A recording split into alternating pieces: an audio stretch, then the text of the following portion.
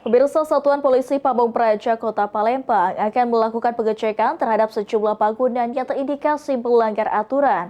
Langkah ini dilakukan untuk menegakkan ketertiban dan memastikan kepatuhan terhadap peraturan daerah.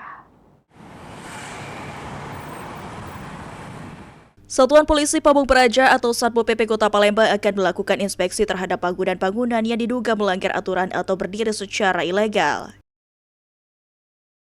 Kasatpol PP Kota Palembang Harrison Muiz mengatakan, pengecekan ini dilakukan sebagai bagian dari upaya penegakan peraturan daerah serta menjaga ketertiban dan keindahan kota. Dalam proses pemeriksaan, jika ditemukan adanya pelanggaran, pemilik bangunan akan diberikan peringatan sesuai prosedur yang berlaku.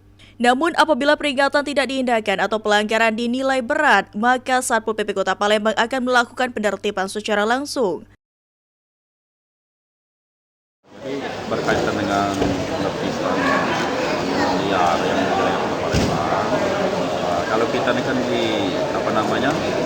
di akhir, jadi tetap kita koordinasi dengan dinas teknis dalam hal ini PUPR, dan apabila itu dinyatakan oleh dinas teknis melanggar, baik itu gangguan bangunan, baik itu dan lain-lain, itu pasti akan kita lakukan tindakan.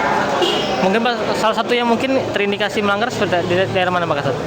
Nah, nanti akan kita cek lagi di mana saja, baik itu laporan masyarakat, baik itu dari dinas teknis, nanti akan kita. Langkah tegas ini diharapkan dapat memberikan efek jerah sekaligus meningkatkan kesadaran masyarakat untuk mematuhi aturan dalam mendirikan bangunan di Kota Palembang. Ilham Wahyudi, PAL TV.